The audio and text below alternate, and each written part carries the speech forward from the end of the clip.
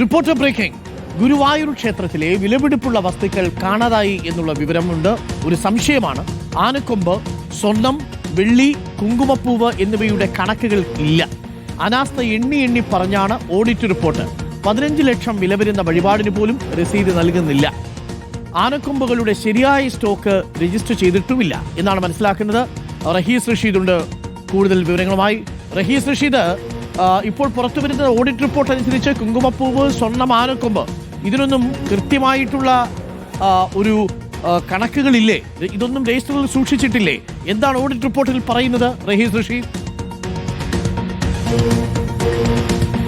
Doctor Arun, audit report അനുസരിച്ച് അവിടെയുള്ള വിലപിടിപ്പുള്ള മൂല്യമുള്ള വസ്തുക്കളുടെ കണക്കുകളൊന്നും അവിടെ രജിസ്റ്ററിലോ അതുമായി ബന്ധപ്പെട്ട മഹസറിലോ ഇല്ല എന്നതാണ് ഈ ഓഡിറ്റ് റിപ്പോർട്ടിൽ പറയുന്നത്. പ്രധാനമായും ഇതിനകത്തില്ലാത്തത് ആനക്കൊമ്പ്, സ്വർണം, വെള്ളി, ഒപ്പം കുങ്കുമപ്പൂവ് അവിടെ 1,47,000 രൂപ കിലോയ്ക്ക് വാങ്ങുന്ന കുങ്കുമപ്പൂവ് നിരവധി ഭക്തർ വഴിപാടായി കിലോ കണക്കിന് അവിടെ നൽകുന്നുണ്ട്. പക്ഷേ അതിൻ്റെ രേഖകളൊന്നുമില്ല എന്ന് പറയുന്നു.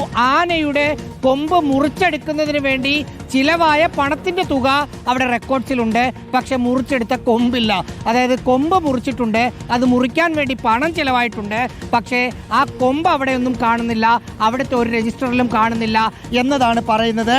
ഒപ്പം പല തരത്തിലുള്ള, ഇപ്പോൾ അതിനകത്തൊരു തട്ടിപ്പിൻ്റെ ഒരു ഉദാഹരണമായി പറയുന്ന ഒരു കാര്യമുണ്ട്.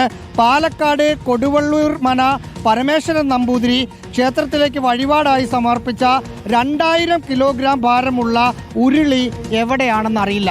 അങ്ങനെ ഒരു ഉരുളി കൊടുത്തിട്ടുണ്ടെന്ന് ഈ നമ്പൂതിരി പറയുന്നുണ്ട്. പക്ഷേ ആ ഉരുളിയോ രേഖകളിലോ ഉരുളി കാണുന്നില്ല. 15 ലക്ഷം രൂപയാണ് ഈ ഉരുളിക്ക് ചിലവായത്. ഒരു ദിവസം കിലോ കണക്കിന് കുങ്കുമപ്പൂ വരുന്നുണ്ട്. 1 കിലോയ്ക്ക് 1,47,000 രൂപയാണ്. അതിനൊന്നും ഒരു കണക്കുമില്ല. നിരവധി ഭക്തർ സ്വർണം അവിടെ കൊടുത്തിട്ടുണ്ട്, വെള്ളി കൊടുത്തിട്ടുണ്ട്. അങ്ങനെ കൊടുത്തിട്ടുണ്ട് എന്ന് ഭക്തർ പറയുന്നുണ്ട്. പക്ഷെ കൊടുത്തതായി ഒരു രേഖയുമില്ല. അതായത് അടിമുടി തട്ടിപ്പാണ് ഗുരുവായൂർ ക്ഷേത്രം ഭരണസമിതിയുടെ ഭാഗത്തു നിന്നുണ്ടായിട്ടുള്ളത് എന്നതാണ് ഓഡിറ്റ് റിപ്പോർട്ട് പറയുന്നത്. ഡോക്ടർ അരുൺകുമാർ. ഓക്കെ വളരെ അസ്വസ്ഥപ്പെടുത്തുന്ന റിപ്പോർട്ടാണ്. ശബരിമലയിലെ കഴിഞ്ഞിട്ടില്ല, അതിനു മുമ്പാണ് ഇപ്പോൾ ഗുരുവായൂരിലെ ഓഡിറ്റ് റിപ്പോർട്ട് പുറത്തു വന്നിരിക്കുന്നത്.